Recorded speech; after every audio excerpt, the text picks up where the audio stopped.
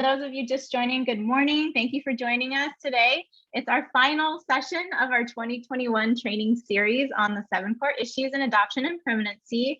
It's been such an amazing series, and I've just enjoyed so much learning from Sharon and from Allison, and just having such knowledgeable and experienced people to walk us all through this material.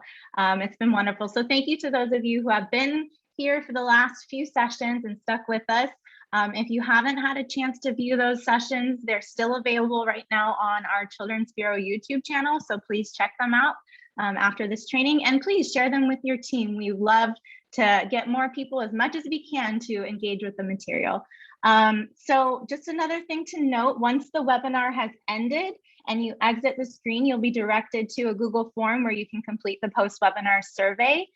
Please fill that out honestly, because that's how we're going to be able to know what you liked, what you didn't like, and suggestions for things we can do in the future. So we really welcome you to be honest in your survey. And then after you're done completing the survey, you'll receive an email with your training certification. So it's just an automatic thing. Once you fill it out, it'll send right to you. And then, yeah, if you don't receive that, please let me know. I know a couple of you had some issues last time, so just let me know and then I can send it to you, no problem. Yeah, so I think that's all. With that, I'd like to welcome back our facilitator, Sharon Roja. Allison's not going to be with us today. We have someone else to introduce you to. But today, Sharon is with us. And as most of you know, she is internationally known. She's an educator, presenter, and an author who wrote the 7 core issues. So if you haven't had a chance to check out that book, Cindy always has a copy to show you. Thank you, Cindy. Yes, I knew she would. So please check out that book after this, because all of this information is in there and they just go deeper into it. So it's definitely something, if you enjoyed this training series, then I highly recommend you read that book as well. So welcome back, Sharon. And we also are very excited today to have with us Lynn White-Dixon, who is new for this training series with us. She is a supervisor at the Personal Growth and Counseling Center. She's a clinician social worker who's been practicing for 30 years. And Lynn has primarily worked with children, adolescents, adults, and their families that face a variety of issues. So she works with clients who are facing issues such as abuse, divorce, foster care, and adoption.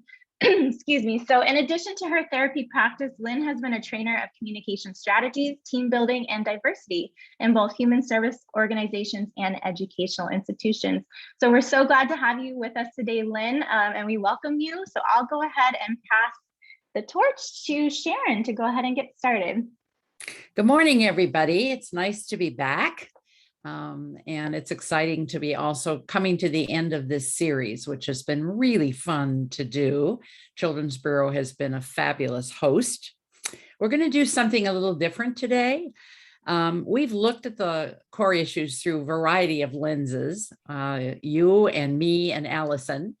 And today we have such an expert. Lynn really is a very talented professor, therapist, and speaker. I've loved her work for so many years, and we have shared the trainings for the ACT course, which many of you may have taken over the years. So I have decided that really Lynn gets the bulk of the time today, because this is really her area of expertise. I've lived it as an adoptive parent, and somewhat as a social worker preparing families and supporting families who've adopted transracially. But Lynn has all the really deep, meaty material. So I'm going to zip through about a 20-minute presentation, and I'm going to turn it over to Lynn, and then we'll both be available at the end today for a deeper discussion. We're going to focus primarily on Black families and Black children, because that seemed to be the biggest issue that was coming up in our discussions over time. So I want to say that as an adoptive parent who has parented children from different races, from myself, my husband, and my family, this is a topic about which I have very deep feelings, because I knew not what we were doing. We made a lot of mistakes, and I know it impacted how I practiced the work of social work for my years at Kinship Center. Let's remember, first and foremost, that all adoptions are transcultural. How children would have grown up in their families of origin in an entirely different cultural milieu makes all adoptions transcultural, even if a child comes to you at birth. And if you want to talk more about that and bring that up as an issue at the end, I know Lynn and I would be very happy to discuss that with you. But when we parent children who look like us, there's one less thing to attend to when we're out in the public. When we parent children who are mixed race and who can pass looking like us, that's a whole other set of issues to discuss. And then when we're out in the field, just at the grocery store or playing in the neighborhood or at a school open house, and we're parenting children who do not look like us, we are definitely up to a whole additional set of tasks that have to be addressed. And that's a little bit of what I want to talk about as I skim over the core issues this morning. I'm going to share just a brief amount of stories that my children have given me permission to share that I think might be useful for you, coming from a parent and a professional simultaneously here. I always think about, some of you wouldn't know him because you're young, but I always think about Canadian researcher, Dr. David Kirk, who did all the initial research on adoption in the 50s and really developed the whole work around kinship, really seeing adoption as a kinship experience. And he says, when we can't hide that our children are our children but don't reflect us, we have to work so much harder at cementing our attachments in spite of our differences, that it puts a whole additional burden on us to work towards attaching with children who don't see themselves in us or whom we don't see like us. My kids would also add that families smell alike. And there's so much more information coming out about how our senses work in our attachment. And she always knew, this is the child I did birth into the world, she always knew when she was handling the laundry or whatever, whose shirt she was handling. She could smell it and know which sibling's shirt it was. We don't smell alike. We don't look alike. There's a lot about this that's different, that requires a much deeper stab at getting attached at a level that allows for trust and conscience and healing. So let's keep that in mind as well. As adoptive parents who are parenting, we're having to do what everybody else does, what all parents do. And then we add this whole additional piece of having to worry about adoption issues. So how do we talk to our children about adoption? What parts of our story do we share when? How are they going to feel about it? Can we help them understand everything before they leave home and go out into that big, scary world? And then for every other difference, they come home at an older age to us. They come home as part of a sibling group. They come home with trauma that needs to be healed. So whatever additional tasks we have to undertake, our whole family kind of slows down. We're carrying a bigger load on our shoulders.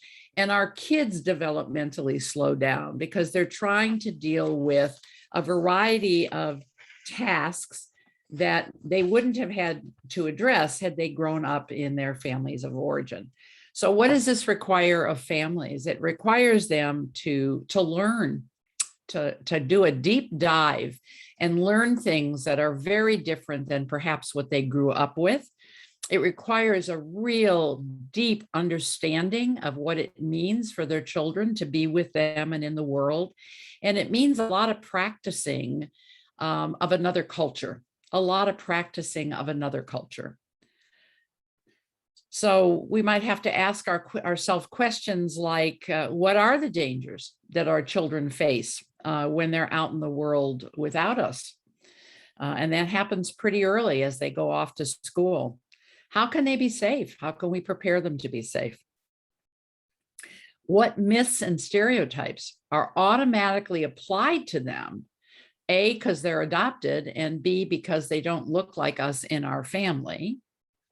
And then whatever the prejudices are of the larger community.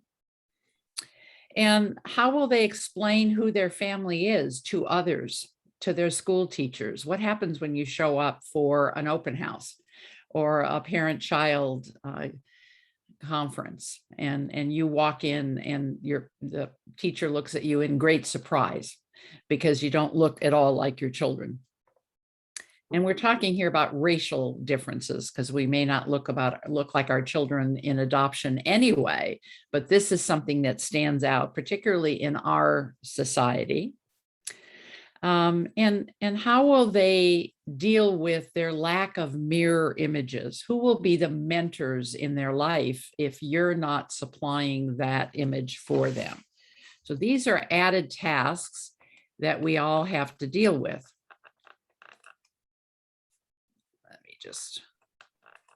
There we go.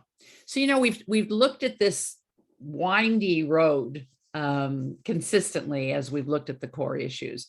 And there are these lifelong intergenerational issues and complexities. And so I think we really have to look at what do our parents, what do our extended families, what do our siblings and nieces and nephews, what does the media do with this? What is our neighborhood? How does our neighborhood view our family? If we go to pray, if we're at a house of prayer, how are we seen by other members of the congregation? How does the school view us? How about our social circle? Does anybody in our social circle reflect who we are as a family? So all of these things get added to those ups and downs on this journey. We have all these additional pieces that can slow us down. And sometimes we literally come around the corner on this road and we're at a barrier, or we fall in a hole, or we're stopped by something and we don't quite know how to get around it. So the journey can be much more complex than it has been as we've discussed it in its basic form in these first few sessions together. We also want to know, Lynn was reminding me, and certainly something that's come out in the literature, is that grandparents have a great deal to do with how well an adoptive family does and how children feel accepted and claimed in their family. And so how does the extended family view this child? Is this seen as a one generation thing? We're going to adopt a Black child into our family, or a Hispanic child, or an Asian child, and it's going to be for this generation. Because the truth is, this changes our family's complexion intergenerationally. If we can't go there, we're not doing right by the children that we're bringing into our family system. This can't be seen as a one-time. We have to be seen as a non-white family from here on out. And I do have to say that all kinds of intermarriage racially goes on once you open those barriers up and say, okay, everybody's welcome. Everybody in this family is welcome. And no matter what culture or race or language or country you bring in to the family. And that also makes this journey a little bit more complex when we look at those intergenerational issues. I always want to know, where were the parents raised? What's the milieu that they came up in? What was their neighborhood like? Who were their friends? What are the messages that they received from family and friends and church and synagogue leaders? What hidden biases and prejudices are in a family system? And how does their whiteness show? If it's a white family that's adopting a child of color, where do they live? Where will the kids go to school? What art is in their home? What music do they listen to? I get offended when I think about people saying, well, I'll address that after we see who we adopt and they're in our family. Then we'll go out and find those things. No, you have to be living differently from the beginning. You have to be open to differentness and others before you open your home up to adopting a child of a different race or culture. So remember, those family walls come down. Things will change forever. So, and the other thing I wanted to comment on just very quickly is what I hear from families frequently, which is, well, our children are they're as much white as they are Black, or they're as much white as they are Hispanic, or they don't look different from us. You know, they look white when they're out in the world. And, you know, we can't parcel our children. You know, we can't take the part that we can relate to and let the rest of it go. They are all of those things, and all of those aspects of themselves have to be honored and respected and included in our day-to-day life, because we don't really know as they grow and move into adulthood who they're going to choose to be, how they're going to choose to present themselves. And I also want to say that when a Black family adopts a Black child, or a Hispanic family adopts a Hispanic child, or however we approach this, they don't get to escape the core issues. So the core issues are every bit as real, no matter how you adopt, whether it's visually different to the outside world, or you look the same, and yet your children come from a different family. So just going to move us forward here. Come on, button. Why aren't you working?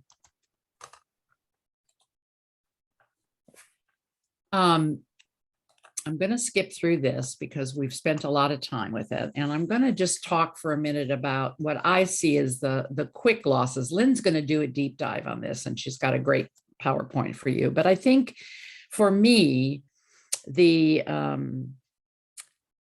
pejorative language that's in our community, the trials that our kids are witnessing now, the whole discussion about critical race theory, protests, Black Lives Matter, all of the things that our kids have been witnessing can create for them confusion and losses that we may not be considering. We may say, well, they're too young. They don't know what's going on. Yeah, they do. They do. And even if they don't understand all the words, they're certainly picking up all the experience, the tension, the anger. It's affecting them. And it does create a loss in our family. Racism is a big issue in our national consciousness. And let's remember that children notice the difference in race, in color. They notice the difference in color by two, before they have language for it. By 4, they're already recognizing a difference in value, that how you look has a different value in the community and to others. So they may go through a period of real magical thinking where their belief is that since they live with you, they're going to look like you, that if they scrub their skin enough in the tub, or if they are not around you enough, their eyes will change, their eye color will change, their skin color will change. They have a lot of magical thinking about this as they're attaching to you. And then they have to really witness for themselves that, no, that's not going to happen. And that's a huge loss for many of our children as they reach that time of enlightenment, if you will. We lose privacy. If we don't look like our kids and we are relating as a family, people look at us. They make judgments of us. They ask questions about us. They're much more intrusive. So that loss of privacy that we've talked about from the beginning of this series has a whole other layer connected to it when we're parenting across racial lines. We lose that opportunity to see each other in each other. We lose the opportunity to see each other in each other. We may not have the skill sets to meet the needs of the children we're parenting. That's a huge loss. We may not know how to do their hair. I have to just share with you that I have a niece and a nephew who are godparents to two children who are Black and Puerto Rican, and their mother is going through. She had a breast removal and she's going through chemo, and they've kind of stepped in. They take the kids to school and so on, but they realize they can't do the children's hair. And so and mom is too sick. They've had to go out and find a shop where they can take the kids, 2 or 3 times a week to get things done because they don't know how to do it. That's a loss. They're very connected to these children, but they feel like they're failing in a particular area of caring for the children. They may not know the language, the handshakes, the music, the authors, the rappers. They don't know all of the cultural signs and signals that allow them to have an even deeper relationship with the children that they love. And we may lose family and friends. And I have to tell you, as an adoptive parent, we did. There were people that we stopped spending time with because they often said things that were hurtful to our children, and jokes. They would tell jokes in front of our kids and think it was funny. And so some we could work with, but some we couldn't. So we had to move. We had to change where we lived. We had to make sure that our kids were going to a school that was more attuned to their needs and their friendships. So we do have a significant kind of loss that's different from some of the others that we've talked about. We may not be sure why we're being rejected. Our children may not be sure. We may not be sure. It may be because we're an obnoxious family and we're very loud, or it could be racial issues and we may not always know. And our children don't always know whether they're being excluded from a birthday invitation or being played with on the playground because there's something about them, or it's because of how they look. For our children, because they were multiracial, they looked different at different times of the year.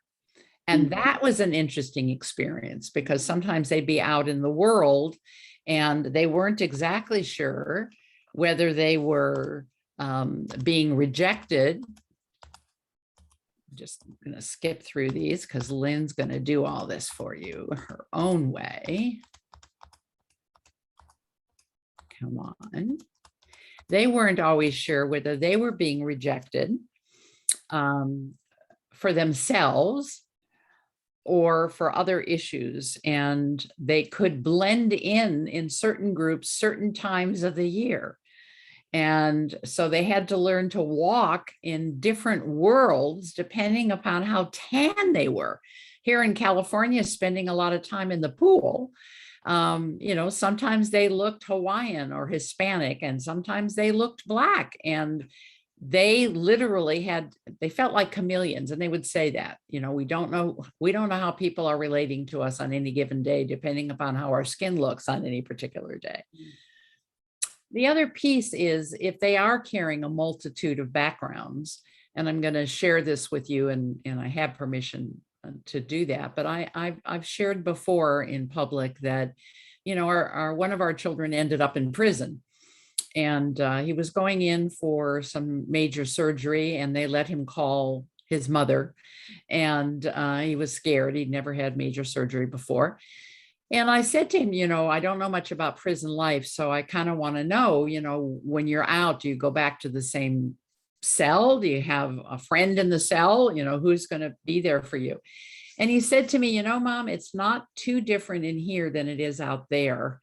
I'm not really a part of any group here.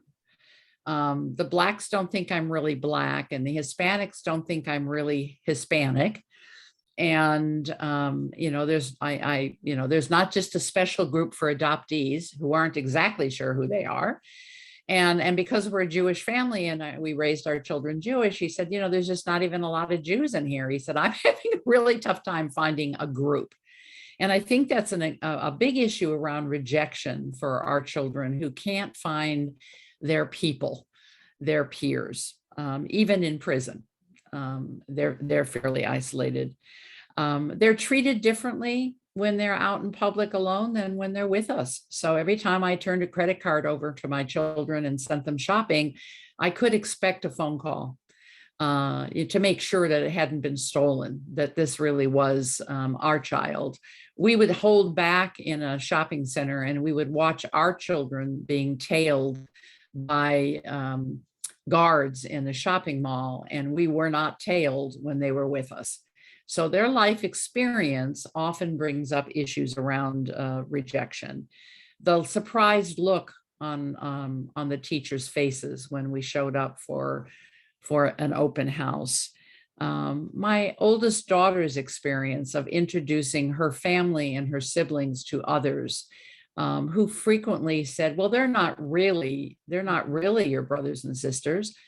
You know, they're not the same race. How can they be your brothers and sisters? So her relationship was a constant form of rejection from the larger community.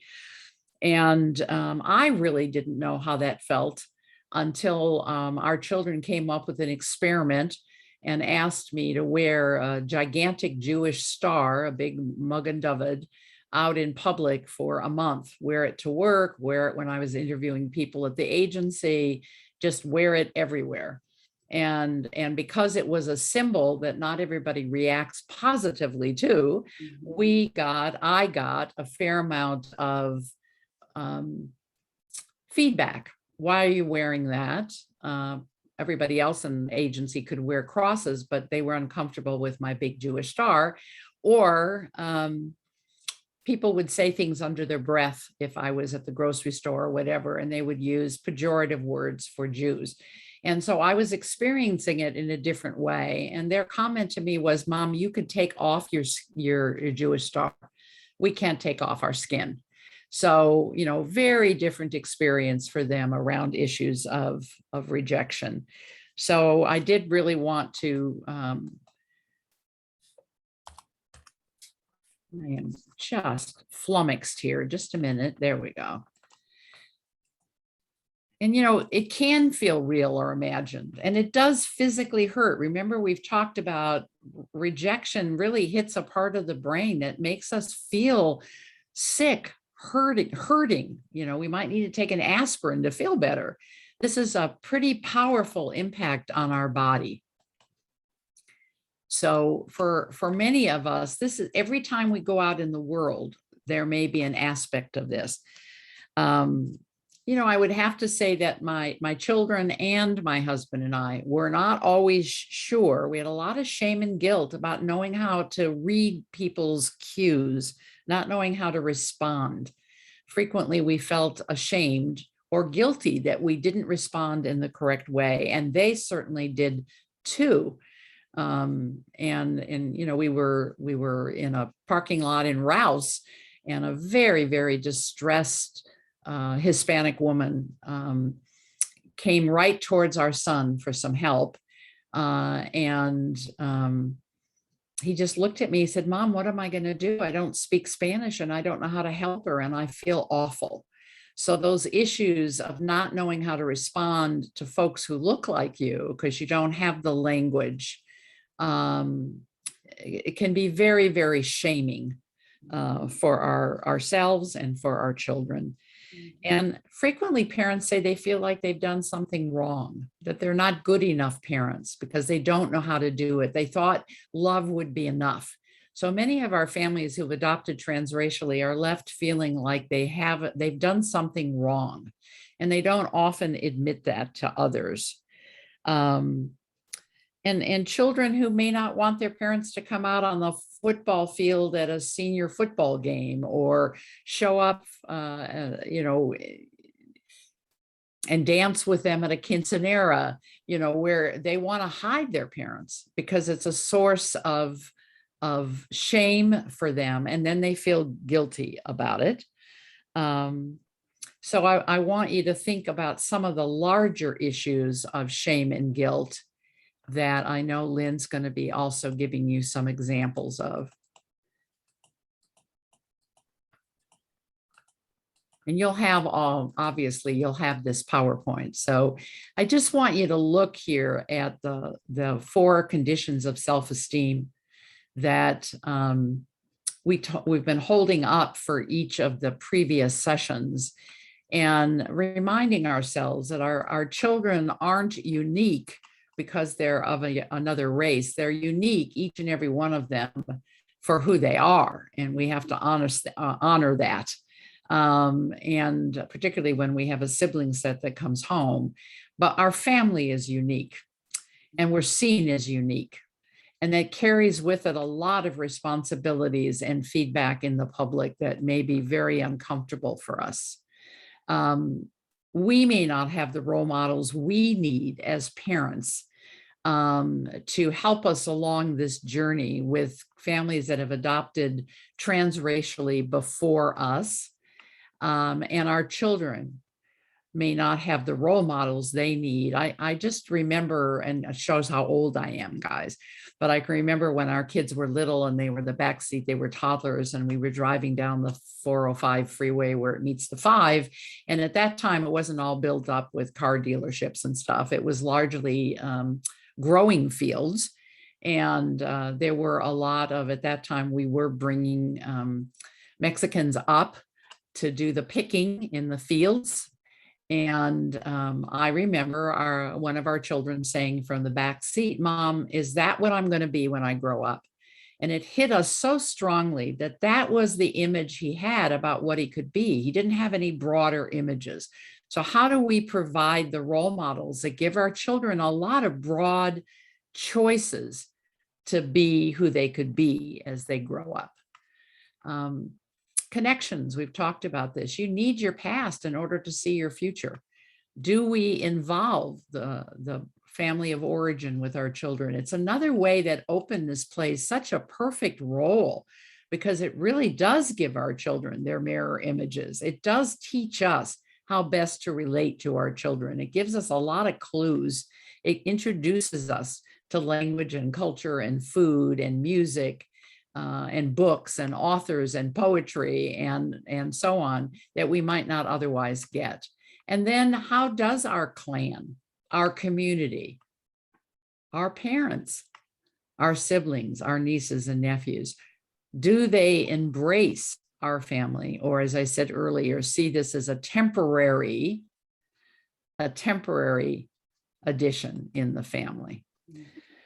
There is quite a bit to grieve here, and so we'll get more deeply into that. But I think the biggest grief issues for me have really been all the things that I failed to do.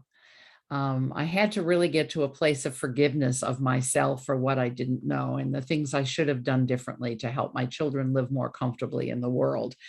And I think for our children, there was a great deal of grief as they understood more and more how this adoption experience, being raised in a family that was so different from them, how much they got robbed of by growing up in a white family. And frequently our children displayed their grief with fear and anger. So we saw a lot of fear as they were growing up. And then a tremendous amount of anger as they understood more deeply what had happened to them. And so, again, it's something we have to be able to talk about. And intimacy is what, identity is what creates intimacy. If we don't know who we are, if we don't have a true and honest image of who we are, where we come from, and who we can become, if we haven't got the role models that allow us to sit comfortably in our skin and in our bodies, in our psyche, then how do we get close to others? And as I said at the very beginning, attachment is the piece that's most difficult here because we are so different. Adoption creates attachment challenges to begin with, and this deepens it in a very different way. So many of our children that have grown up in transracial families do have some identity conflicts and may have some real intimacy challenges. They may be unfamiliar with their bodies They may be unfamiliar with who they're going to date, how they're going to fit into those families, and how they're seen when they come into another family system that does look like them, but they don't have the skills. They don't have the skills to live in that family system comfortably. So our identity can certainly bring up issues around our intimacy. There's so much more we could talk about, but I'm going to stop here because I want Lynn to have the better part of an hour to do her PowerPoint, and then we'll both be available to talk it through more fully. Lynn, I'm turning it over to you. Okay. Don't you love the technology? Did any of us know how to do this 21 months ago? No. However, one thing that being in this field, I was thinking of, thank you, Michaela, for that wonderful, let me get this going, this wonderful introduction. But it's old because now I've been in the field over 40 years. And last March, last June, I celebrated 45 years as a social worker in this. And I'm happy to say that 90% of my time has been spent working with families and children who've been part of the foster care and adoption system and abuse and neglect. And even though I'm at the university part-time, I take that knowledge around core issues and attachment and trauma with the college students I work with, because many of them that I've seen, and my staff there knows, if they come in and they're adopted, they're kind of sent to me.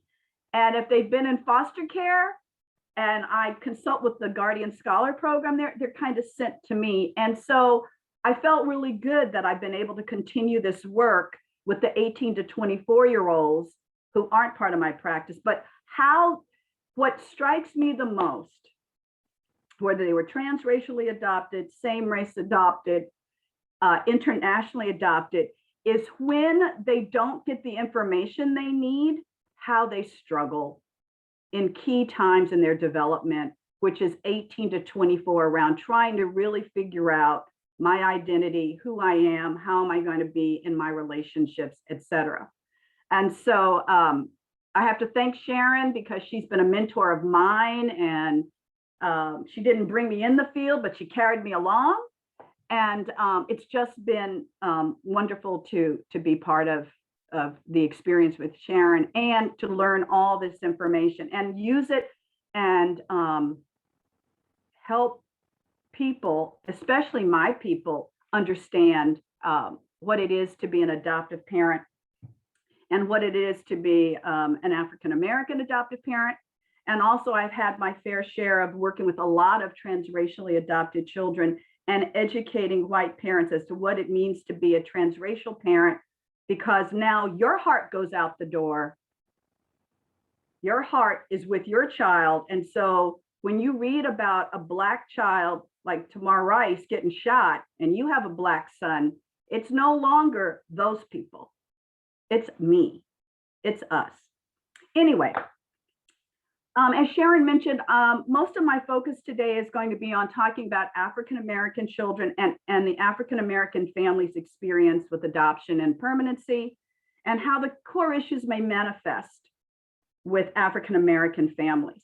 Everything that Sharon said is right. We have 7 core issues impact all adoptive families. And what I hope to do today in talking with you is just kind of look at how the core issues may have an additional lens focused on it when you are coming from the African-American or Black experience and community.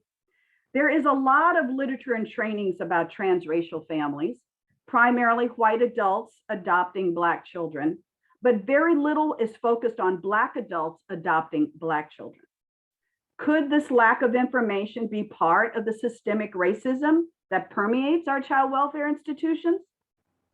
Perhaps because of the controversies surrounding placing Black children with white parents, there is far more research on transracial adoption than same-race Black adoptions. A thought. Transracial domestic adoptions, as we all know, came to being because there was an overabundance of Black children in the child welfare system needing to be adopted and not an abundance of Black families to adopt them. Was that because we weren't recruiting Black families or Black families weren't coming forward? But at that point in time, there was an abundance of Black families to adopt them. In response to this need, to keeping Black children from languishing in foster care, there was a promotion of having white families adopt Black children. This new practice encouraged and mandated the need for literature, research, commentary to help white families understand the unique experience of adopting transracially and the unique needs of Black children growing in families where the parents do not look like them nor come from the same cultural or racial background. Thus, today, you can Google transracial adoptions and boom. There are books, articles, tons of YouTube videos, trainings, etc., focused on transracial adoptions, including parenting transracially, clinical issues in transracial adoptions, and best practice suggestions for adoption agencies, social workers, and therapists. However, there's not the same depth of research, literature, videos, etc., about Black families adopting Black children. Why is this? Think about that. I've observed that supporting Black families who adopt is not discussed as extensively as supporting transracial families. So in preparing for today, I decided I wanted to really focus on the African American and Black family adoptions and offer us an opportunity to share some ideas and some thoughts and some ideas about practice. Okay, I'm having the same issue Sharon had. Here we go. Switch. Okay. So though the research is limited, there are some things that I did find. Believe it or not, Black children are among the least likely to be adopted by white parents, suggesting that much of the adoption of Black children is by Black families and relatives. Older research on Black adopted children tends to treat Black children as a monolithic group, ignoring potential differences between biracial and monoracial Black children. In some ways, this practice can make sense given the legacy of hypodescent, such that persons with the one drop of Black heritage were considered Black. And research suggests that the hypodescent remains a powerful model of racial identification for African Americans with parents of Black, white biracial children are more likely to identify their sons and daughters as Black if they're adopted by Black families. Whereas it may be that the Black adoptive parents are likely to racially identify their children as Black, regardless of whether they are have a multiracial ancestry, it's unclear whether white parents, adoptive parents, abide by the same model. The qualitative research suggests otherwise, and in some previous work that's been done in the past by Raleigh, it was shown how white parents differentiate between biracial, part white children and quote, full Black children, such that the former are seen as more desirable than the latter. Thus, it may be that white transracial adoptive parents are more likely to adopt a child identified as more than one race, whereas Black adoptive parents may not have a similar preference. Because others can't easily identify monoracial Black adoptive families, these families often go unnoticed. Now, of course, we can also say that white monoracial adoptive families are not obvious as well, but since white adoptive parents are disproportionately represented in the population, they dominate the image of adoptive parenting. Some findings have indicated that Black adoptive parents also do not share the same privileged socioeconomic status. In line with national trends on racial disparities, on average, Black adoptive parents have less access to human and economic capital. They are less likely to be highly educated, own their homes, or be upper level in the labor force. And they are also more likely to be raising children as single mothers, and more than 0.25% of Black adoptive parents live below the poverty line. So as I was thinking about talking about the core issues, I wanted to first, what really came to my mind is there are some certain realities and circumstances for Black folks in America which can impact the experience for Black adoptive parents. And I wanted to kind of look at the backdrop first before we go into the individual issues. When working with Black or transracial families, it's essential, in my opinion, that we understand and acknowledge the pervasive power of race and racism and white supremacy and their impact on our children, our families, ourselves, no matter what color you are, and our society. Parents need to be educated on and understand how race and racism plays a role in the experience of African American children, whether they are placed with Black families or with white families. This understanding also applies to social workers and therapists and agencies who work with these children and families. We have to understand that racism sits on all of us as a form of oppression and is a key concept to remember. Racism creates guilt feelings in white people and unexpressed anger in Black people. And as individuals, we may have implicit biases, racist and discriminatory thoughts, which we need to identify and change.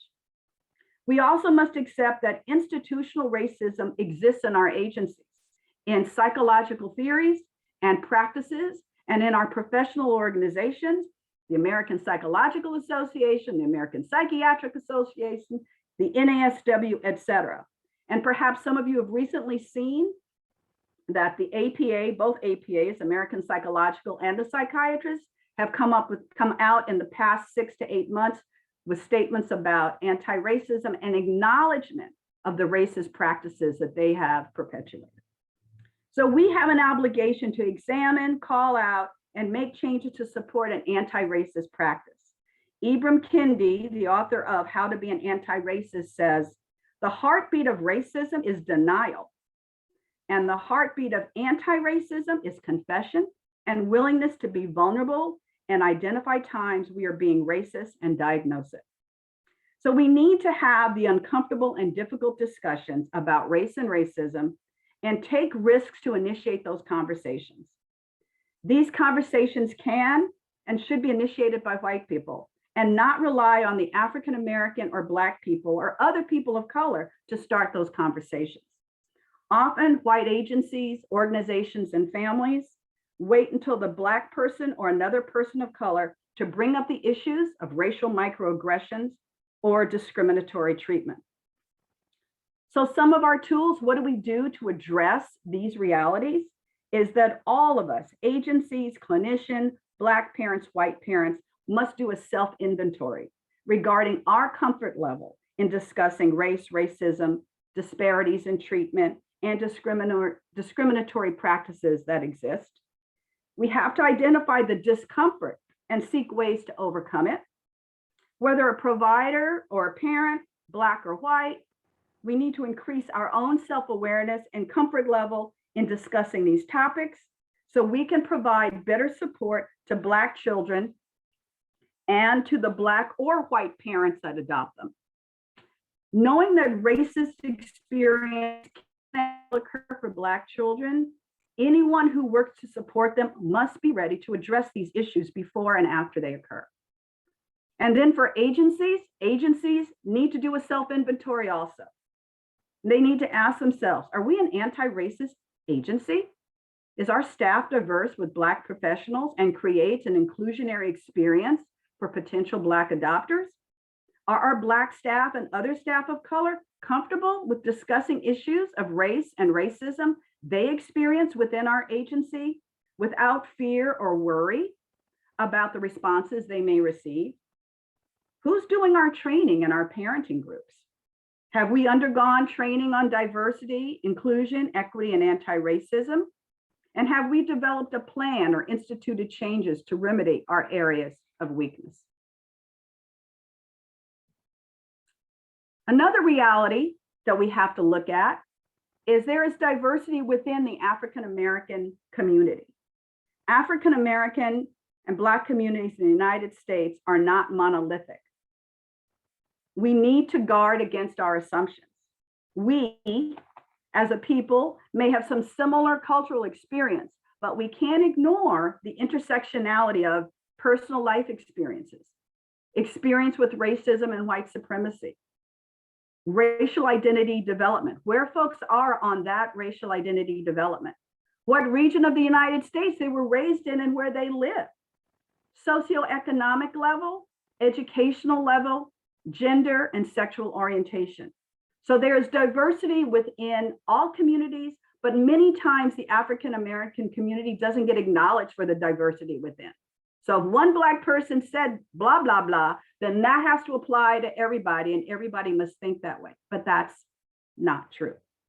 Being raised, however, and living in a country where your racial group has a long history of being targeted and marginalized by the majority population and the systems that they developed influences how an individual sits in the world. And in the world of adoption, these intersectional ties can influence African American and Black individuals' expectations about adoption. And their openness to services, their openness to bio-family contact, their trust level with providers, their comfort with sharing feelings, their comfort with white people in general. And so it's important to keep this in mind and be knowledgeable of some of the common experiences. Some tools that I suggest is providers and agencies to educate themselves on the diversity within the Black and African American community. Do your own research, read our history, read our literature, seek out interactions with diverse communities within the Black community, and ask questions. Those are important tools also for transracial adoptive parents, for them to seek out diversity in the Black community.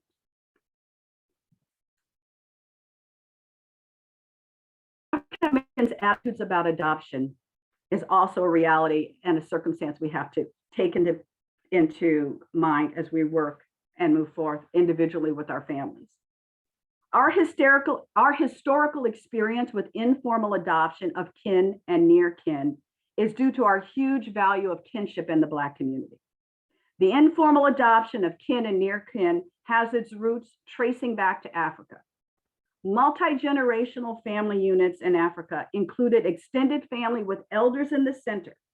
This family structure was brought to America, but was severely tested and nearly destroyed by the institution of slavery, Jim Crow segregation, and mass incarceration. For generations, Black families have experienced having their families being torn apart, children left without parents, and the community taking them in to raise them. So there's a value in the Black community of looking out for each other and taking care of our own. Mostly this attitude, however, was reserved for kin and near kin. The structure of taking in kin and near kin in that legal formalized way through adoption or legal guardianship is not as familiar. And taking in non-kin, people who you do not know, i.e. strangers, informally or formally, is not historically as familiar and a relatively recent practice for African Americans to engage in. Another circumstance that influences attitudes is the distrust of the child welfare system due to the historically racist and discriminatory treatment of that system to Black folks. The child welfare system is often seen as not helping the Black community, but as harming it. Removal of children from their families can be seen as reminiscent of children being separated from families and parents during slavery. Today's disproportionality of Black children in foster care can be seen as echoes from past policies. And in addition, African Americans may have personal experiences with the child welfare system, which contributes to their feelings of distrust and dislike. African American community understands the reasons for Black children's disproportionality in the child welfare system due to systemic racist child welfare policies and the disproportionality of poverty in the Black community, which is also based in systemic racism.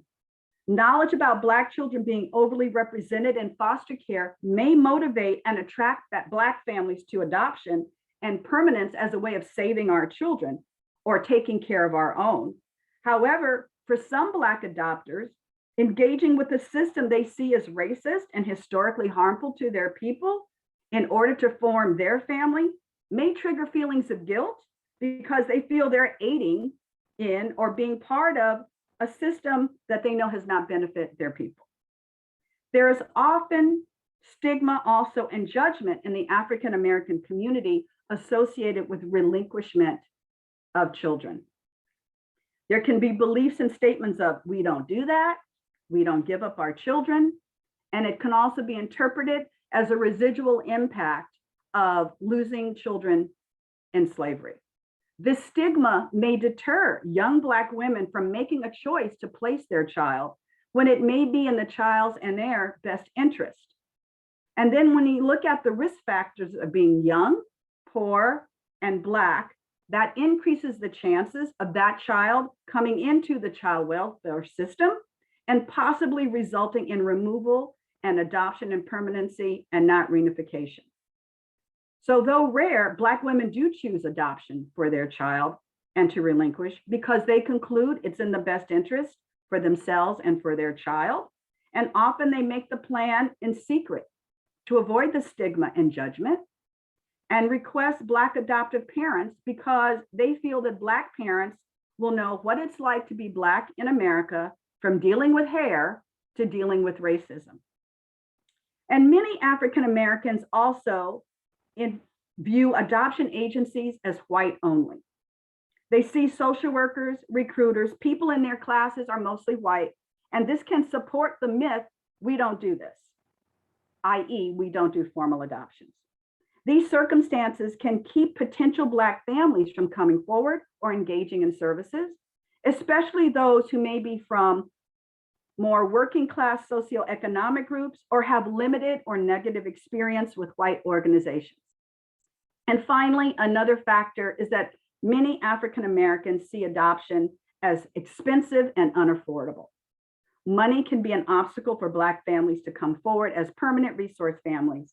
And many in the Black community believe it costs a lot of money to adopt because the lack of outreach to the Black community keeps this belief flourishing. So what can we do? Some of my ideas includes we need to invest more in finding Black families, outreaching to the Black community, partnering with them, getting their input on how best to get the story of adoption out to that community. Tell Black adoption stories, diversify the faces of adoption by getting personal stories of Black adoptive parents circulated and heard. And there are some out there. When I was researching on YouTube, they're out there and they're great. One example of some really good model of doing outreach in the African American community I came up with was the Sayre Center in Chicago, which promotes adoption and adoption awareness in the Black community. And there's also another new organization called Black Adoption Story Initiative. And I have all these on my resource page I gave you guys, whose goal is to dispel the myths and encourage communication with the Black community. And the Black Adoption Story Initiative talks about how do we use online media? How do we communicate and form community in this new world? It's not just about everybody living next to each other, but forming that community of understanding and publicizing Black families who adopt. I believe that outreach can help change that narrative of we don't do that, i.e. place a child for adoption, and we need to increase the awareness to the Black community about adoption and openness in adoption and the availability of Black families to adopt Black babies as well as older children.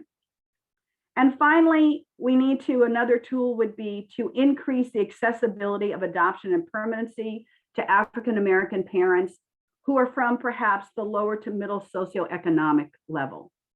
Research shows that often children feel most comfortable when placed in families with similar socioeconomic level as that of their birth or first families. So money can be an obstacle for adopting from families. And perhaps we need more state, federal funds to assist with accessibility to adoption and permanency, private fundraising to assist these families, target marketing strategies to these populations, and provide some amount of financial support for relatives who do guardianship at the same level as adoptive parents and the amount of money they may get. And then support groups for African-American adoptive parents. That's another way of knowing that, oh, there are people like me who are doing this and who will understand my experience, not as an adoptive parent, but as a Black adoptive parent, and to be able to discuss these issues and concerns in a supportive and culturally attuned setting. On my resource page, I highlighted PACT, which is up in Oakland, and they have an adoptive parents of color collaborative that they've had for many years that is really vibrant, and they have a blog, et cetera. I encourage you to go and check that out. And finally, the last thing I want to look at as a bigger thing is that the reluctance of many African-American parents to openness or mental health services. And this is not unique to Black parents, but I just wanted to put another lens on it in terms of coming from the Black experience. Being a Black person in America, Black people often consistently, that experience often includes consistently thinking about being safe while navigating white spaces. Result of living in a racist society where you know you can be misjudged, dismissed, or even killed because of the color of your skin. So because of this experience, Black people have historically and currently fought against negative stereotypes as an effort to keep themselves safe. For example, how a Black person, male or female, reacts when they're angry is often judged and responded to very differently than if a white person becomes angry. Typically, the response is often more negative and can even trigger an unsafe situation for that Black person based on their showing their anger. Knowing this, I feel Black people are often alert, aware, and very strategic in how we act, live, and are seen. If as a result of historical experiences, there is a vigilance to keep our families safe and avoid situations that may bring on unsafe and negative experiences, could Black families then be less inclined to involve themselves in circumstances they could be seen as unsafe for themselves and their family, such as having openness with individuals with criminal or substance abuse histories? Think about that. Or parenting children who they see as quote unquote problematic could force them to be, they may think, exposed to negative and unsafe interactions, which would be out of their control, make them more vulnerable. And if this premise is possible, then an African-American potential adopter's possible thought could be, why would I want to open myself up to a child that could be acting out or out of control and possibly threaten my family's safety? I know this thought is a common one with many potential adoptive parents, no matter what color they are. But in the Black community, it can have deeper roots and can be harder to shift that attitude.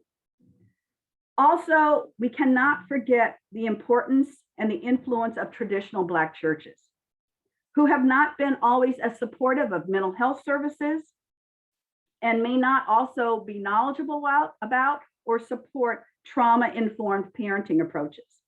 So the church's view can also contribute to an African-American adoptive families or parents' involvement in openness and services. So what can we do about this?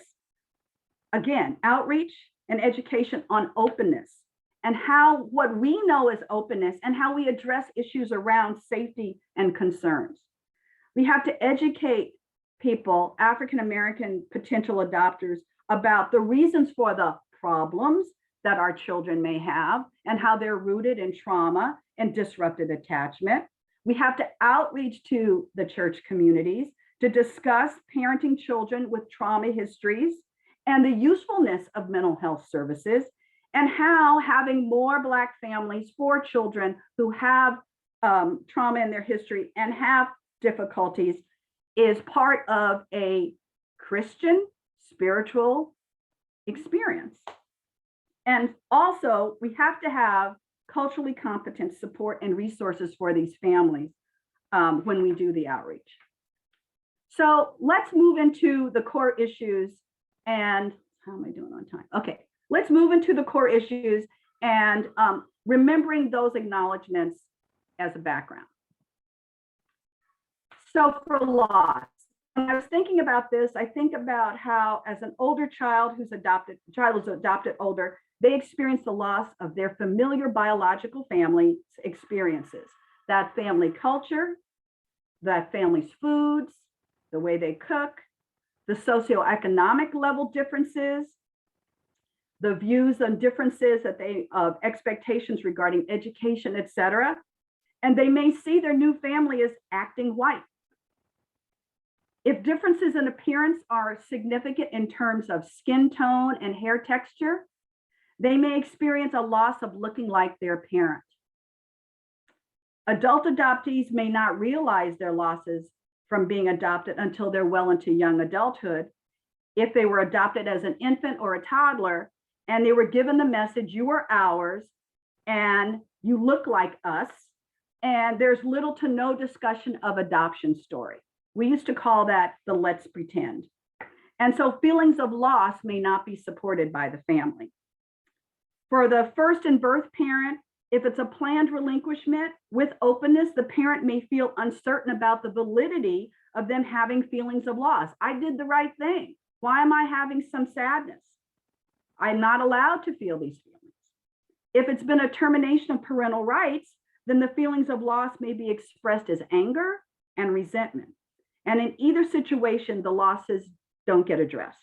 For extended birth family, they may not support a relinquishment. And even if there is openness, they could not support it from that thought of, we don't give our children away. And if the adoption was from foster care, they may see the system as racist and unfair and the child was taken. And these attitudes may keep the family from acknowledging feelings of loss, deny those feelings of loss, and focus on their anger instead. And then for the African-American adoptive family, they have, of course, the loss of perhaps for those families who have had infertility issues, the loss of not giving birth, which are like many adoptive parents. However, African Americans value having children and often are seeing giving birth as easy and natural and something that anyone can do. Also, the African American community is less familiar with the formal and legal adoption process. So the Black adoptive parent may experience a loss in having to explain and educate their community about what they're doing and why they're doing it to try to normalize their experience. They may also minimize their feelings of loss because if the child looks like them or was placed as an infant, they think, okay, I got what I wanted, everything is fine. And they may also believe that their feelings of loss are not valid and therefore won't express them. So what are some tools we can do to address these losses? Educate African-American parents on how the issues of loss may manifest in African-American and Black families, even when you're adopting a Black child. Being Black does not mean being blood, and that Black families adopting Black children may minimize the issues of adoptions that they learn in classes, because our belief would be, okay, it's the same, we're all the same, come from the same background, have the same experience, etc. They may think if they're adopting an infant or a toddler, that won't apply to us. We're adopting a young kid who looks like us, and it's not a transracial adoption. So the stuff that they're talking about won't necessarily apply to us. And they may think that our parenting will help us avoid all these issues. So parents need to be encouraged to explore and also discuss issues around appearance and skin tone and hair texture. Internalized oppression in terms of feelings about internalized racism, socioeconomic differences, and how these may impact their child's and their view of themselves and their adoption. I have a young woman who is basically my niece, was adopted into a family, and she's a lot darker skinned than her parents. And as she went through her adolescence, and her hair is very different from her mother's hair, and as she went through her adolescence, this whole piece around who do I look like and trying to find people who look like her. And she's adopted in a Black family. So that is not an issue that's unique to transracial. We have to encourage African-American adoptive parents to explore and also address their biases they may have towards members of their own community who may be like the child's birth family. As parents and providers, we have to practice validating the older child's positive experience with birth family, explore ways to incorporate past routines, rituals into the new family. If the phrase acting white is expressed by that kiddo, explore what that means with the child. Educate them how that expression is used in our community and how it is often associated with class and socioeconomic level, or speech patterns, being educated or emphasizing education, or participating in certain white activities. And then we have to educate our child on how viewing things as acting white, which has its roots in white supremacy, is not true, and how white people do not own a certain way to speak or a view about education or schooling or participation in certain activities. But that's the view the kid may have because of how our society is set up. And then for birth and first families, to support them with culturally competent and adoption competent therapy and support to address how their issues of loss can manifest. If it's a relinquishment, to educate that birth parent on how her losses or his losses, feelings of loss, are present, even if there was a certainty in that decision, and encourage expression of those feelings, and validate the birth parent on the loss and the relationship between loss and expressed anger, and also provide supportive counseling past the immediate termination of parental rights with the provider who's not part of the child welfare system. So those folks can get a chance to explore their loss, their worries, their experiences with their extended family, the parent fears and worries about their extended family, and encourage expression of feelings. And then finally, of course, support groups for African-American adoptive parents, and also for African-American birth and first families, ideally led by someone who's had a similar experience. Rejection. Sometimes rejection can come if the child feels that they had a privileged experience and they're not like other members of the African-American community. Could be dependent upon the child's social, neighborhood environment, etc. They may fear rejection by their birth family and siblings if separated siblings were not adopted and they stayed with the birth family. And as an adult, they may search for birth parents and families to heal, of course, those feelings of rejection. Young teens may try on, and young adults try on identities and behaviors associated with that birth and first family. And adoptive parents, of course, may interpret this as a rejection of everything we've done. And also those new identities or behaviors that their child may engage in, the adoptive parent may see it as dangerous because it could increase the child's chances of being subjected to racist reactions from the dominant society system.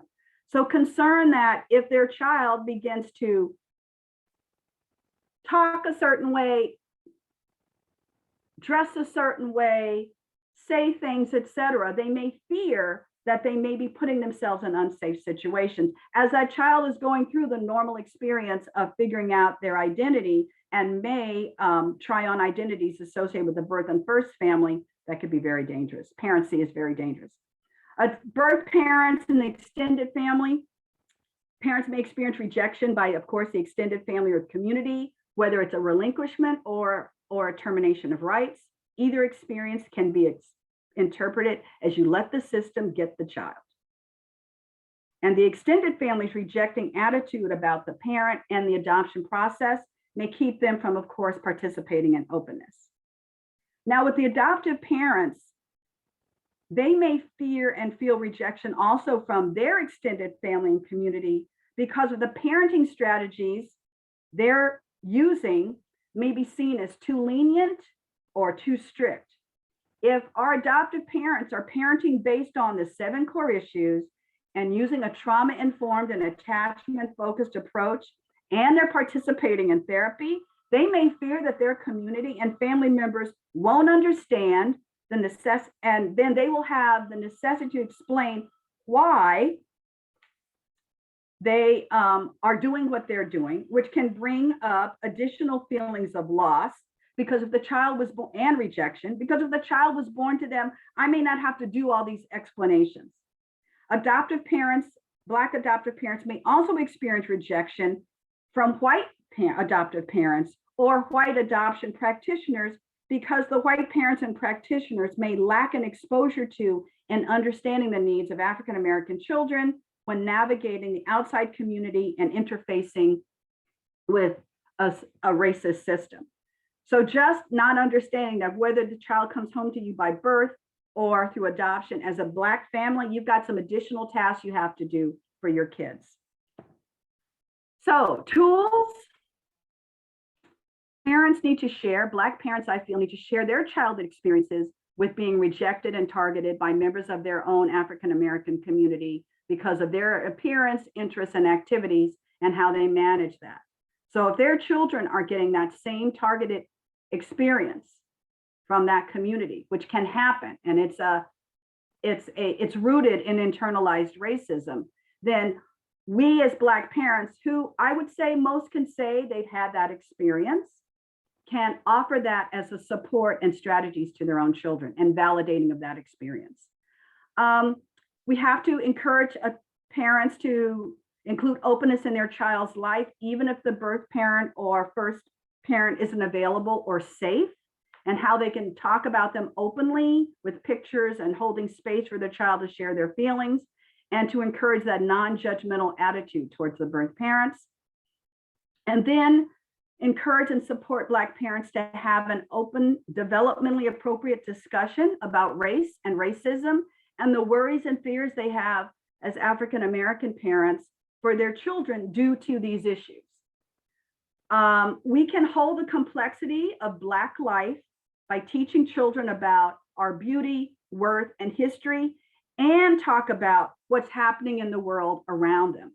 So the message Black families can give to their children is, and white families adopting Black children, we can talk about hard things in our house. And I would say that phrase is something all adoptive parents can use. Shame and guilt. I focused here on the difference in appearance for the child from the adoptive parent in terms of skin tone and hair texture, especially if the child is female. The negative messages by the majority media and community regarding Black females' looks and beauty bombard all African American girls. If the adopted child doesn't look like the other females in her family, these messages may be harder to combat and can exacerbate the common shame issues that all adopted children may experience. The adult adopted person with the value, fostering the value of collective community may have a realization of the privileges and opportunities they had compared to others in the African American community and birth family, and may create some feelings of guilt. If they see differences in socioeconomics and the reality of the disparities may contribute to that guilt. They may feel they had a privileged life and they feel guilty about that privilege. Many African American birth parents and families with children in foster care may have a history of intergenerational trauma and poverty, which can create feelings of shame in and of itself. These experiences are further exacerbated by the child's removal from that family and subsequent adoption for permanency with another family, and feelings of shame and guilt impacted by this early history can prevent birth parents and extended birth family from engaging in relinquishment, being open to openness, or even engaging in reunion. So birth and extended family may feel guilt and shame also if they're unable to absorb that child into their extended family at the time when permanency was needed because of their own personal history with the involvement and personal circumstances, which could include the involvement in the criminal justice system, which is disproportionately high in the Black community also.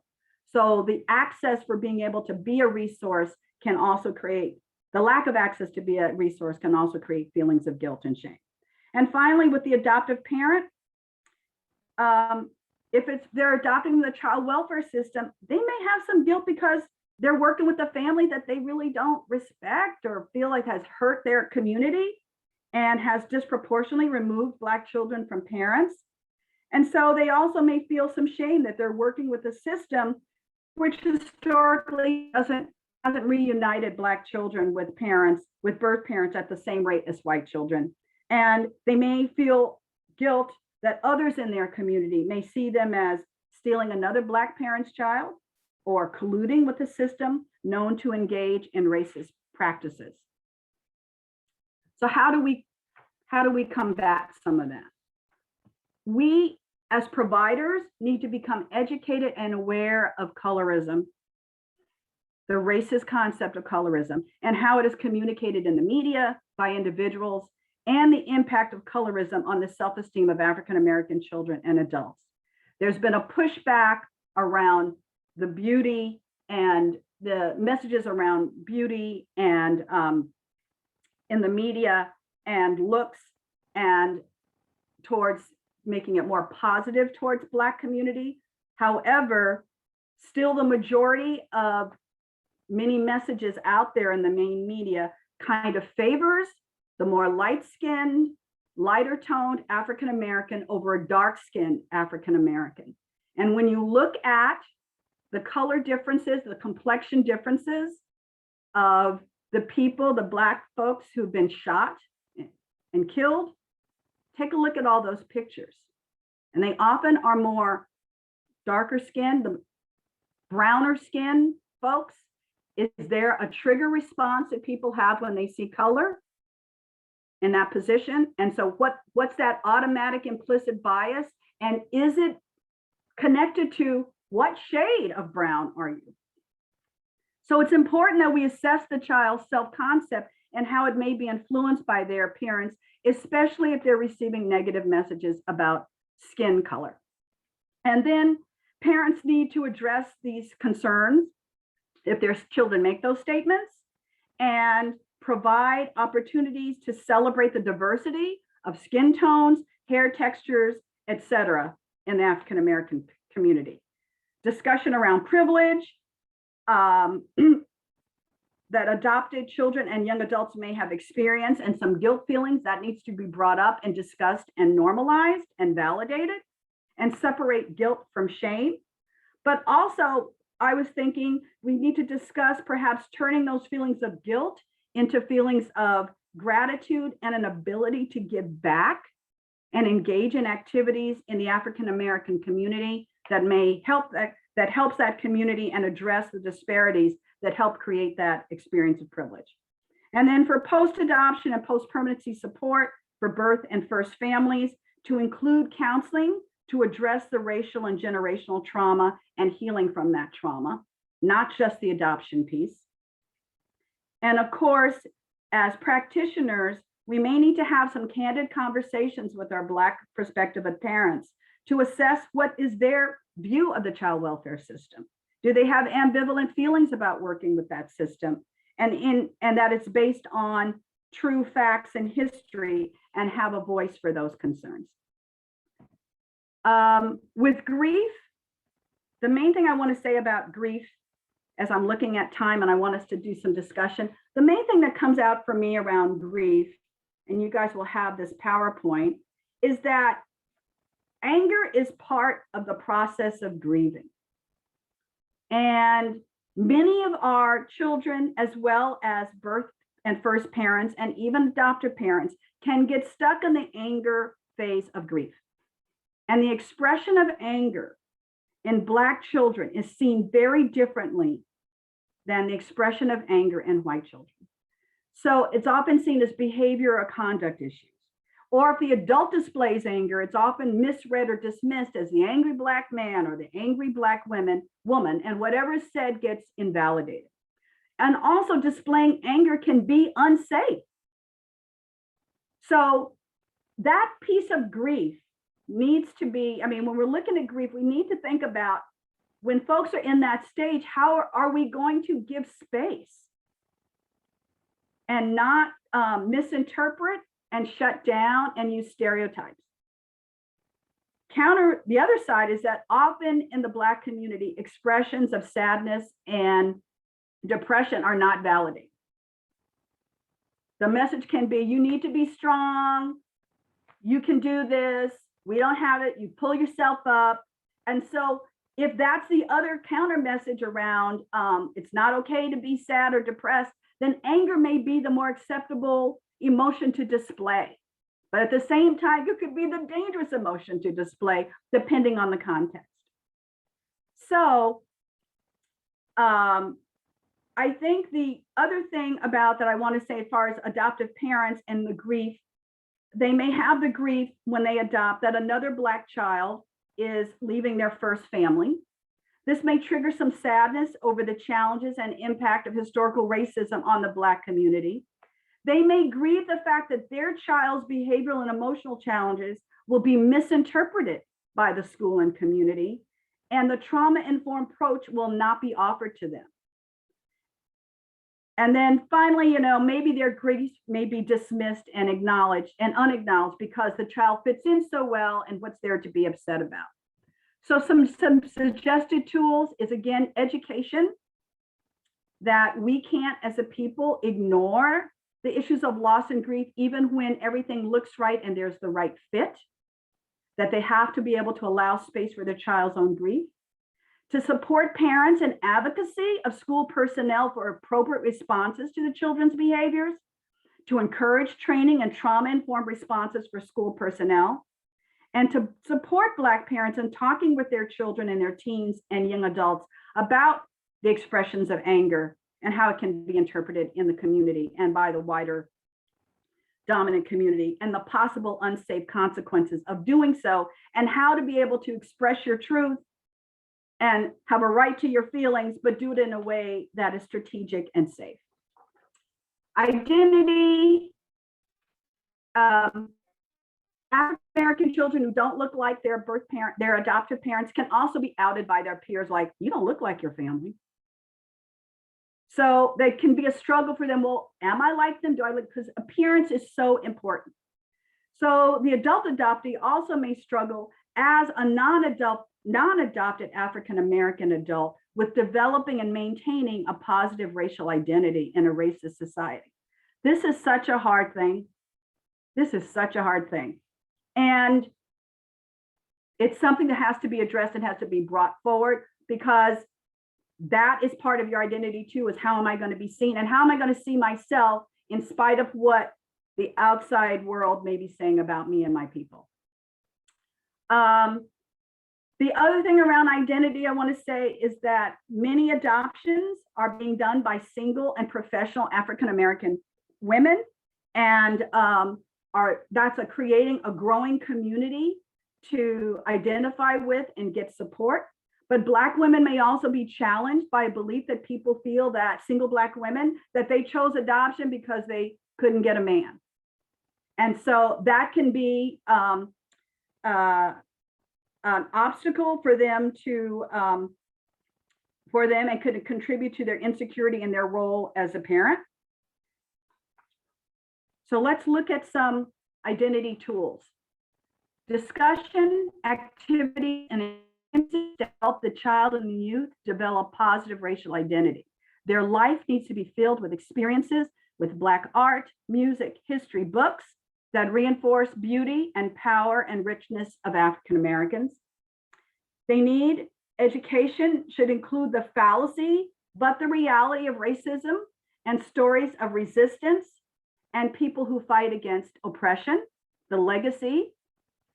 And we need to be intentional about including in the circle of community people who reflect back the beauty, the joy, the resistance, and the resilience of Black people, African American people. So that's part of the Black families community, as well as the transracial families community. And participation and having spaces where your child can participate and hear the values of racial and social justice. A typical conversation in an African-American family with Black children, I know it was happening in my family, is we talked about stuff that was going on because we couldn't avoid it. And so there was this message that was part of a day-to-day of history, issues around social justice, seeing videos, et cetera, et cetera. It was just a thing we did, very natural. Intimacy, some other things to consider around the intimacy. There may be distrust cross-cultural relationships in cross-cultural relationships because it could be influenced by the person's experience with racism and prejudice, in addition to their adoption experiences of disrupted attachments and trauma. So the African-American community also has existing challenges with the LGBTQ identities and relationships, and with male and female romantic relationships, we can add to the complexity of the intimacy issue for African-American adoptees. With adoptive parents, they may be reluctant to accept the trauma-informed adoption experience information as an interpretation of their child's behaviors, and they may negatively interpret those behaviors and personally maintain distance in connecting and attaching to that child. Guilt and shame and a distrust of a white community may keep parents from developing relationships with other adoptive families, especially white families. However, being a grandparent is a huge respected role in the African-American community. And because of this value, African-American adoptive grandparents may easily, eagerly, and energetically take on the role with the new child. And finally, mastery and control. Well, we know that typical teen behaviors to define their identity, independence, and need to control may put Black teens in some unsafe situations.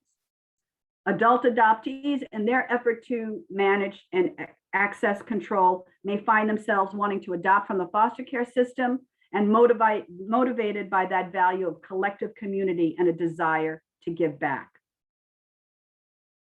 The overall experience of being African-American in the United States and dealing with racism and prejudice and poverty, which are things we can't control, can enhance the need to control experiences with systems. And this may come up a lot with African-American families, be they birth or adoptive, and especially for the birth or first parents if they feel disenfranchised by those systems. And so they may exert more control in the form of anger towards that system by not cooperating with professionals, maximizing the legal rights in courts, et cetera. And then because of that experience, African-American adoptive parents may have a lack of trust in systems, period. And they may doubt if they're getting treated fairly during the assessment and placement process. And that can lead to feelings of loss of control, such as feelings of loss and loss of control, and that may manifest in being demanding or assertive and challenging behaviors. And if there's some implicit bias by the professionals, they may interpret these behaviors as threatening and may engage in some unequal services. Furthermore, the historical mistreatment by health systems and lack of culturally competent resources often can keep parents from moving into and accessing therapy. And we know that getting therapy and support is on the road towards mastery. So finally, here's some tools that I came up with for intimacy, mastery, and control. We have to expand the awareness of LGBTQ youth needs, experiences, and challenges in the African-American community and parents. Our community is just awakening to, though it's interesting, we've been accepting of the gay community in our individual families, but to a point. And so we just all of us, but particularly in my community, we need to expand our experience and knowledge. We as professionals, no matter where you sit, need ongoing training in diversity, inclusion, and equity, which includes that self-assessment of my implicit bias. Do I have biases? What they are towards African Americans, and identifying and recognition of racial microaggressions and when they happen, a development of adoption, more development of adoption and culturally competent BIPOC mental health professionals. We got to do it more and more. Look at the obstacles to it. Support groups for African-American adopted teens and young adults. So it's not that if they were adopted transracially, but also if they were adopted same race, to be in that adopted group experience, to teach the youth and young adults strategies for how to survive and thrive in an anti-Black culture, because that's real, and also to support and have support groups for adoptive and birth parents and extended families. That was a lot, and we do have 20 minutes to talk. So I am hoping we will have some juicy discussion. And I can stop sharing my screen, right? Yes, thank you, Lynn. So I see 2 questions right now, or really comments in the Q&A. Are you able to see that, Sharon and Lynn? Yes. Okay, so I'll go ahead and let you. And then if anyone else has any comments or questions about what was shared, please post them in Q&A, or you can raise your hand and we can unmute you so you can ask directly.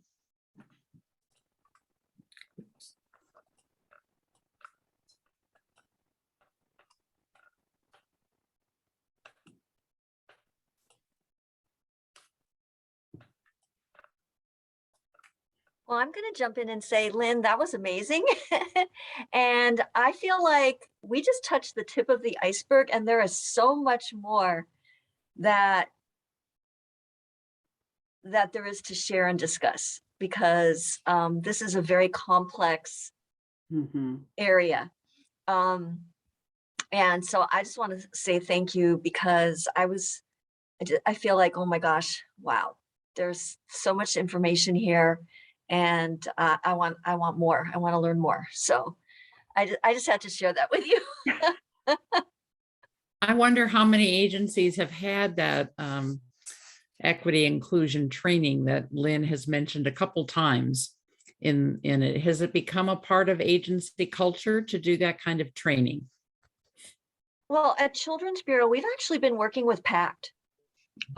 We've had training for our supervisors, and they also did a 4-part community APSS community series alongside of the 7 core issues. So those were our trainings for this year. We had the PACT training on this topic, and then we had 7 core issues. So those were our eight trainings this year. But I feel like that again, PACT, we had more time with them, so we could cover more material. But at the same time, I feel like there's just so much more, and it's ongoing. It can't just be this, the series with PACT and this training with you, Lynn. I feel like it's got to be ongoing discussions, ongoing exploration, sharing of information, because the issues keep coming up with our families and our children. We need to know how to address them and support them, respect and honor them. And it doesn't have to be done at this big training level. I mean, when I talked about having these discussions, just talking about race and racism and inequity and disparities and oppression, people feel more comfortable talking about those issues in a smaller group, not the big 100 people, your unit meeting, and where because you have to have a certain level of safe feelings of safety and trust, but for someone to say, well, when so-and-so just said blah, blah, blah, this is how that hit me, and this is how I felt about it. And I don't know if you were aware of, but they're not going to have those discussions. I mean, I think the way people change and get more comfortable is by connection and personal story and understanding it at that level where it's safe. And then let's apply it to the system level. But if you don't have a comfort level to say, well, in this group of people, and I may be the only Black person, and there's a Latina over there, and there's an Asian over there, but the other 10 people in the room are white, I have to feel comfortable to say, well, what about blah, blah, blah for the Black, did you guys look at whatever the cultural issue is or da, da, da. I have to feel comfortable saying that And then I need my people in the room to feel comfortable hearing it, to say, oh, yeah, didn't think about it. Wait a minute, as opposed to, well, wait a minute, we didn't meet, let's just, but that happens, I think, at a small level. So it doesn't have to be the training level gets it started, but the discussion really and the change is going to happen at that smaller level, I think. Somebody mentioned in the chat about the Colin Kaepernick series that's on, and every family I know who's watched it has really found it to be incredibly informative. So I certainly think it would be something that if you're not aware of, it would be worth looking into. Mm-hmm. Yeah, Go ahead, Michaela. No, go I was ahead. going to say, I really agree with what you're saying about more intimate situations. And I just wanted to say, that's why we encourage our families to participate in the support groups, because that's a really great place where families can feel comfortable to share how they're feeling. So for everyone who's working at, DCFS and other agencies, if you have families who are wanting that more intimate discussion to connect with other adoptive parents, especially in transracial adoptions, APSS and the support groups we provide is a really, really good avenue for that. But yeah, I absolutely agree with you. I see one of the questions is, are there trainings for non-Black adoptive parents who have adopted children who are African-American as to how to have conversations about race and racism? I think that's really a good one to address. Do you know, do you have that at Children's Bureau? Do other agencies have it? And is it open to the general public? Is PACT open to the general public? I think they are, because they've done, well, they, in their, both of their adoptive parent of color collaborative, as well as their other support groups. And they even have resources on there. I encourage people to go to their website, because they even have resources, written resources and videos about how to talk to your child about race and racism, and how that applies if you're white and if you're Black, as far as doing that. So it's a wonderful resource, because it is, it's not easy. It's not easy to talk about it, even when you're a Black parent or a white parent, because it's not a fun thing to talk about. And I think that whole piece about, well, I want to keep them innocent. I don't want them to know about the big bad stuff that can happen to them. And then when you don't, my experience, I thought I had, and then my kid comes home from a calls me on the phone at the age of second grade, third grade. Mom, come get me from his sleepover, because thing got nasty there. He was the only Black kid, and somebody dropped the N-word. Well, he knew what the N-word meant. He was out of there. He's calling home. And I'm thinking, well, wait a minute. How do I now he's been exposed. Now he's talking about, well, Mom, why is when we drive through Monterey and we go to Seaside where we live, the houses look one way in Seaside, but when we go over to Pebble Beach and Carmel, they look very different. And the people in Seaside look more like us and brown, but the people over in Carmel are really white. And they're now putting together that disparity in terms of economics and, housing and colors and versus, white and other house. And I, was like my wake up call to some degree, because I thought I had done some explaining and talking, but it's just like adoption issues. It's never over. Well, and somebody asked if any of these groups are open to people who have not yet adopted. And my belief is those are exactly the people who should be in these groups. I agree. Because as I said, I didn't know what I didn't know. And I was already a social worker in the field when we approached this different form of parenting. So the sooner you can get them involved. I also want to mention, and it's probably on Lynn's resource list, but if you don't refer your families and you don't follow TAP 101, Mark Haglin's group for transracial adoptees, it's a worldwide group online. And you just go in TAP 101 and join. I check into that every single day, because there's incredible information, feelings that are coming from transracially adopted people, but also from adoptive parents asking questions and things they've learned, et cetera. So And they have a whole list of proper use of words, which I thought was incredibly helpful. So, but I think our families need to be addressing this and checking, as I said earlier today, they need to think about where they live, who their friends are, where they pray, where their kids are going to go to school, not after, but before. Right. You know, that this becomes an important, how open are they in their social circles to other folks? Or are they, if they're white, is it all their friends white? Is their whole extended family white? And what does that mean when you bring in a child of a different race? Mhm. Mhm. And that said, also, if a Black family adopts a multiracial, biracial child, they too must create and discuss and give space for an unbiased and balanced biracial experience for that child. Mm-hmm.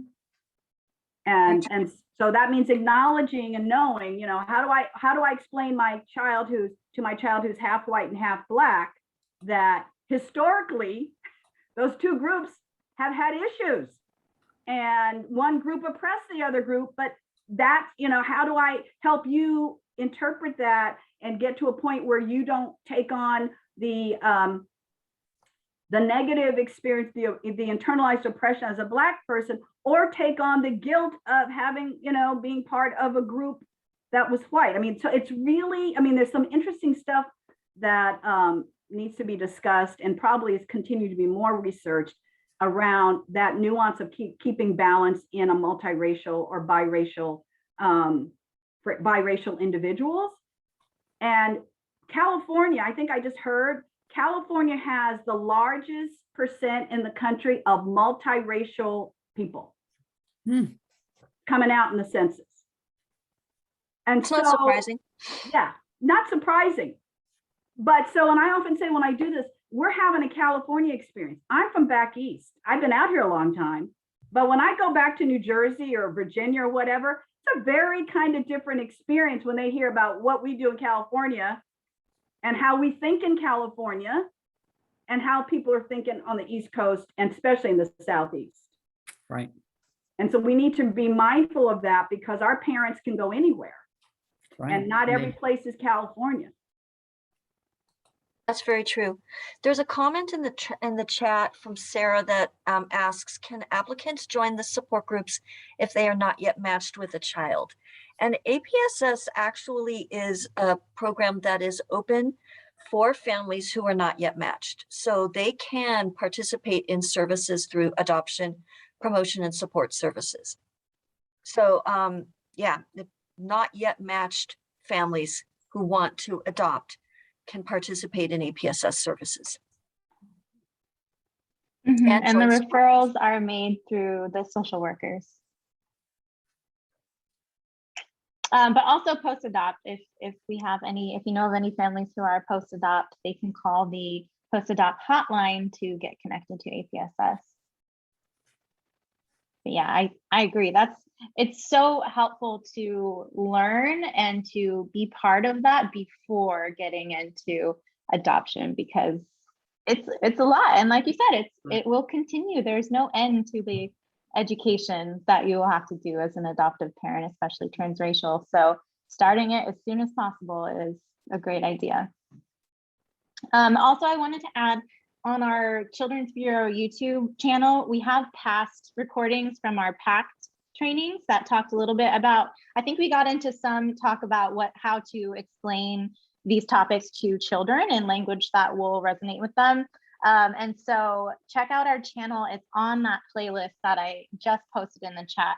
But also, I'm going to send a follow-up email to everyone who attended, and that will include the slideshow, the links, all the resources we've talked about. I'll put it all on there so everyone will have access. Do we have any more questions? We have about 5 more minutes if anyone wants to end with a question. Or it could be a comment. It could be certainly a comment. Sure. Mm-hmm.